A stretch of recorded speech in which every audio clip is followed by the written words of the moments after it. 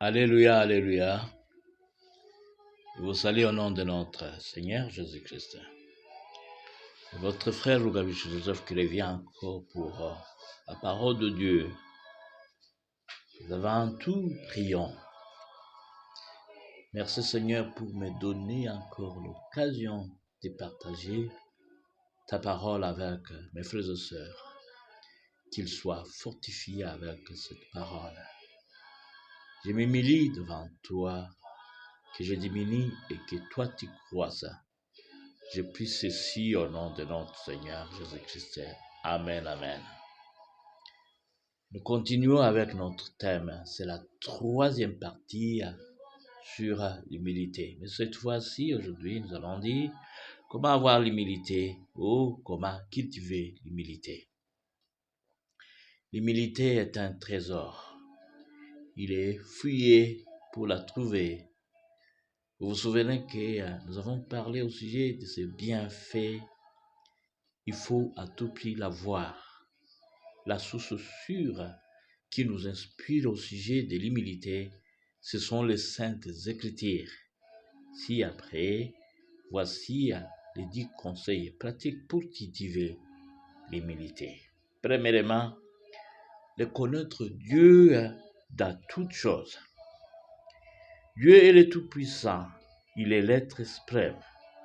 Les considère comme Job l'a dit, comme il est écrit dans son livre, chapitre 26, versets 12 à 14. Par sa force, il soulève la mer. Par son intelligence, il en a brisé l'orgueil. Son souffle donne au ciel la sérénité, comprendre par sérénité le calme, la tranquillité. Les psalmistes, psaume 8, 3 et 4, il admire les œuvres de Dieu. Il dit, quand je contemple le ciel, ouvrage de tes mains, la lune et les étoiles que tu as créées, qu'est-ce que l'homme pour que tu te souviennes de lui? Et le Fils de l'homme pour que tu prennes garde à lui. Je peux dire que connaître Dieu, c'est le louange et l'adoration. Le louer, c'est admirer Dieu. Adorer, c'est le rendre hommage. Avec cette attitude, c'est un élément important et sûr qui nous amènera à l'humilité. Amen, amen. Deuxièmement, confesser et se repentir de l'orgueil.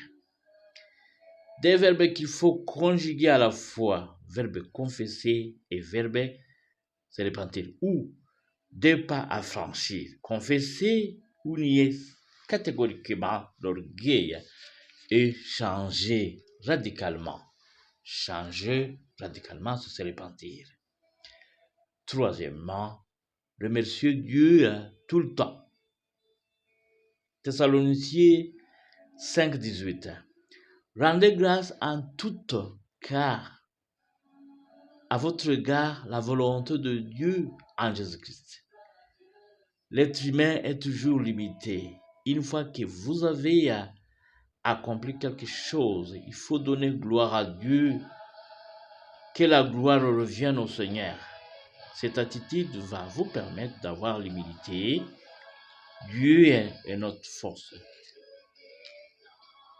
Quatrièmement, le quatrième conseil pratique, stopper de se plaindre. Se plaindre est une mauvaise attitude qui ne favorise pas l'humilité. La Bible nous empêche de ne pas se plaindre. Il est écrit dans Philippiens 2, 14, 15.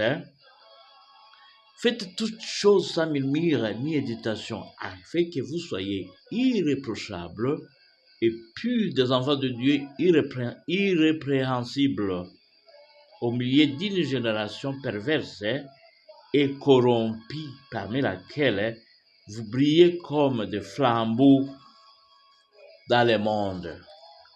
Remarquez que ce sont les hommes humbles qui brillent, les hommes qui attirent les autres vers eux parce qu'ils brillent.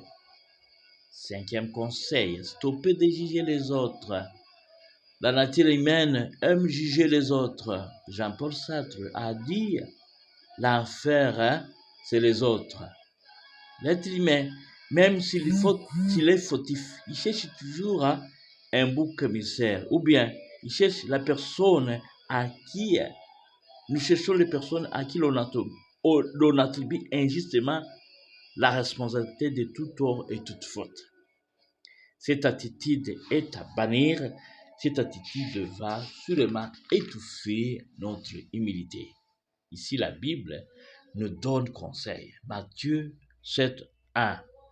Ne jugez point afin que vous ne soyez pas, ou bien vous ne soyez point jugés. 5e conseil. Stoppez de se vanter, ou bien stoppez de se glorifier. Se vanter, c'est exagérer ses mérites ou déformer la vérité par vanité. La Bible nous empêche de ne pas se vanter. Nous avons seulement droit à se vanter, à avoir Christ, comme il est écrit dans 2 Corinthiens 10, 17, 18. Que celui qui s'est glorifié au Seigneur. 7e conseil. Il ne faut pas attirer l'attention sur soi. C'est cette attitude de Matthieu vie, c'est vraiment orgueil. Certaines personnes attirent l'attention sur eux.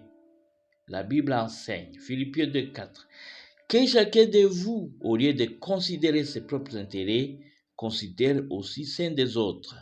Cette attitude va ou bien nous aidera à être humbles. 8e conseil. Il faut quand même accepter des erreurs et faiblesses. Nous, humains, quelquefois, nous nions nos fautes et faiblesses parce que nous voulons protéger notre personnalité ou notre image. On adore notre personnalité au détriment d'adorer Dieu.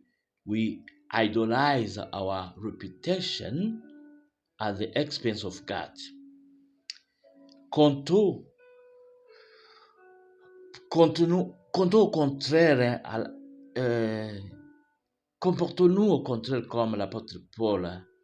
Il a écrit dans 1 Corinthiens 12, 9. Et il m'a dit, ma grâce te suffit, car ma puissance s'accomplit dans la faiblesse. Je me glorifierai donc plus volontiers de mes faiblesses, afin que la puissance de Christ se pose sur moi.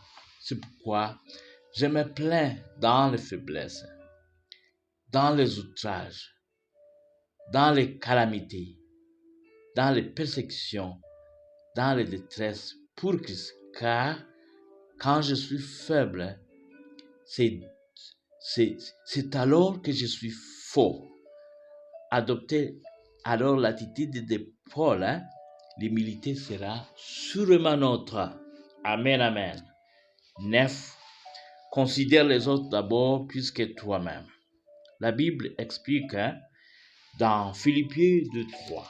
Il est écrit, ne faites rien par esprit de parti ou par vaine gloire, mais que l'humilité vous fasse regarder les autres comme étant au-dessus de vous-même. Et en fait, 10e conseil, pardonner et bénir les autres. Luc 6, 27, 28. Mais je vous dis, à vous qui m'écoutez, aimez vos ennemis, faites du bien à ceux qui vous haïssent, bénissez ceux qui vous maudissent, priez pour ceux qui vous maltraitent. Aimer, bénir, prier, pardonner, ces 4 ingrédients conditionnent aussi l'humilité.